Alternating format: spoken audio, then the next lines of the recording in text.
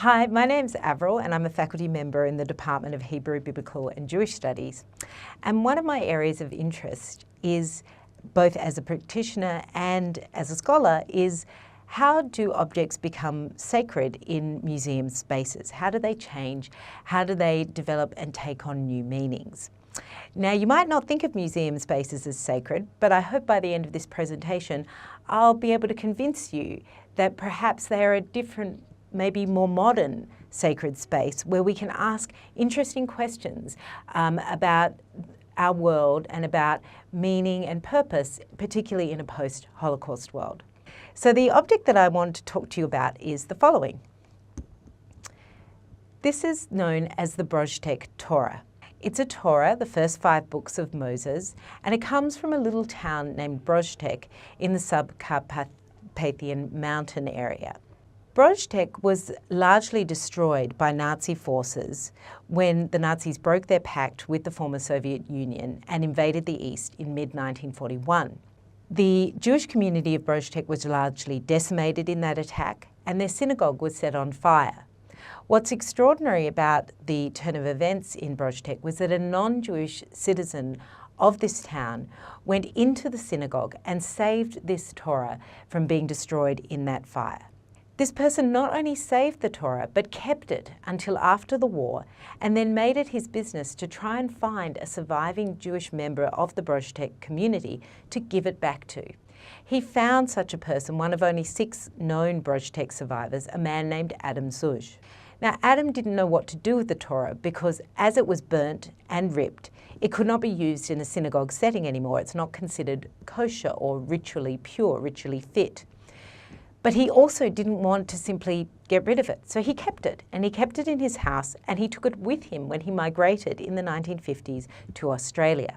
It stayed with him in his house until the early 2000s, when he realised that for it to continue, it needed to be kept in a safe place, and so he donated it to the Sydney Jewish Museum.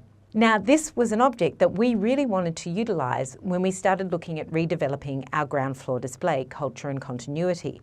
And we realised we could use it in a variety of settings. We could use it to illustrate pre-war life. It could be an example of what happened in the invasion in the East, or indeed it could be a migration object, a part of Adam's own story. So what could we do with it, and then what did we do with it? We then decided to place it in this timeline of Jewish history. It sits in that glass case that you see, and it's become emblematic of the Holocaust as a whole.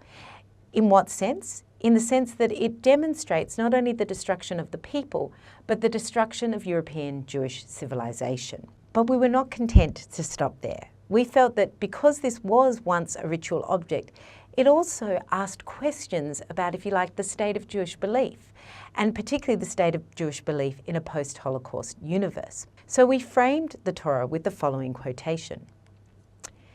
This quotation, in its first half, comes from a classic midrash. A midrash is a rabbinic parable, and this is from the 2nd century of the Common Era. And it was during a time where if one taught the Torah publicly in the land of Israel, or Palestine as it was renamed by the Romans, that one could be executed for doing so. This is what is being described in the midrash. Rabbi Hanina ben Teradion had flaunted the law, was wrapped in the scroll of the Torah, and was indeed about to be set on fire. And so the Midrash recounts. Our sages remember, Rabbi Hanina ben Teradion was studying the Torah and holding a scroll of the law to his chest. Our enemies took hold of him, wrapped him in the scroll, placed bundles of branches around him, and set them on fire. His disciples called out, Rabbi, what do you see? He answered them, the parchment is burning, but the letters are soaring high above me. What does this Midrash mean? There are many interpretations that could be given.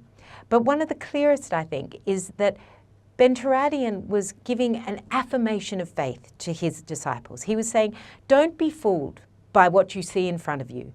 I may well be gone after this, and so too might this particular Torah scroll, but this scroll does not contain our spirit, our religion, our belief. That is soaring, that will continue, right? Just as the letters will soar, so too will our faith. The second half of the quotation is by the son of survivors, Mark Baker, an academic, a historian living in Melbourne, who is exploring his own parents' reaction to the Holocaust. And he writes in response to this midrash and in response to the events of the Holocaust, "My parents remember the fire, the parchment burning, the bodies buried, letters soaring high, turned to ash and dust." So what is Baker saying? I think what he's saying is maybe this time it's different. Maybe something has happened to Jewish belief in the aftermath of the Holocaust, and maybe we have to take that really seriously when we think about Jewish continuity, we think about post-Holocaust Jewish communities, and we think about what it means to be Jewish and indeed non-Jewish in the post-Holocaust world. So I hope what I've demonstrated to you is that this once sacred object has become sacred yet again, but in an entirely different way and in asking entirely different questions. And so I hope that you will also explore the powerful places that museums are and the way they can help us think about our world anew.